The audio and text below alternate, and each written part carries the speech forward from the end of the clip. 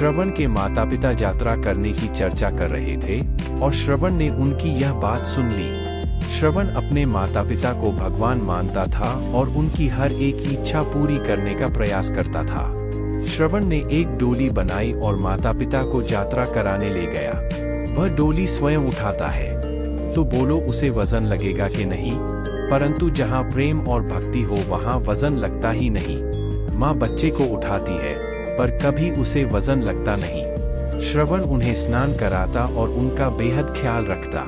श्रवण सोचता है कि वह जब बहुत छोटा था तब उसके माता पिता ने भी इसी तरह उसका ख्याल रखा था और उसे कोई तकलीफ होने नहीं दी थी। सभी लोग श्रवण की बहुत प्रशंसा करते हैं। लोगों ने ऐसा दृश्य कभी देखा नहीं था और ना ही उन्होंने माँ बाप की ऐसी भक्ति कभी देखी थी। एक बार श्रवण के माता पिता प्यासे थे और वह उनके लिए नदी का पानी भरने गया, तब अचानक एक खराब घटना बनी। राजा दशरथ नदी के पास शिकार करने आए थे। दशरथ कौन थे आपको पता? श्री रामचंद्र जी के पिता। शिकार करना पाप है क्योंकि किसी भी जीव को हम मार नहीं सकते।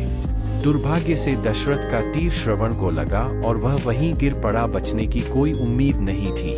श्रवण को बस एक ही चिंता हो रही थी, उसके माता पिता का ख्याल कौन रखेगा।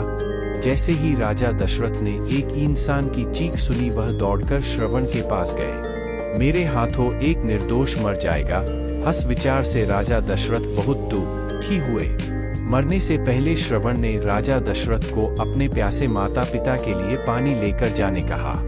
राजा दशरथ पानी लेकर श्रवण के माता पिता के पास गए। वे अंधे थे।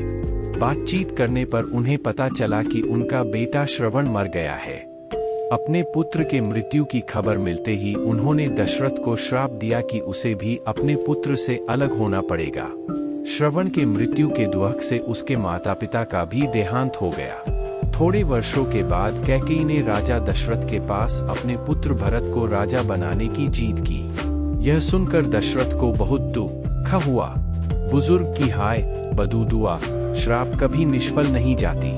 अपने बड़े पुत्र राम को राजा बनाने की राजा दशरथ की इच्छा थी। रामचंद्र जी ने सोचा, पिताजी ने माता कैकेयी की इच्छा पूर्ण करने का वचन दिया था और कैकेयी माता ने भरत को राजा बनाने की मांग की। यदि मैं इसी नगर में रहा तो भरत राज्यगादी स्वीकार नहीं करेगा, इसलिए राम ने वनवास स्वीकार किया। बोध श्रवण की तरह माता पिता की श्रेष्ठ भक्ति सेवा करनी चाहिए। किसी की भी हाय बदुदुआ श्राप निष्फल नहीं जाती और उसमें भी बुजुर्ग की और उसमें भी माँ बाप की हाय कभी भी निष्फल नहीं जाती। पिताजी के वचन का मान रखते हुए जैसे रामचंद्र जी ने वनवास का स्वीकार किया, वैसे ही हमें भी अपने माता पिता की आज्ञा का पालन करना चाहिए।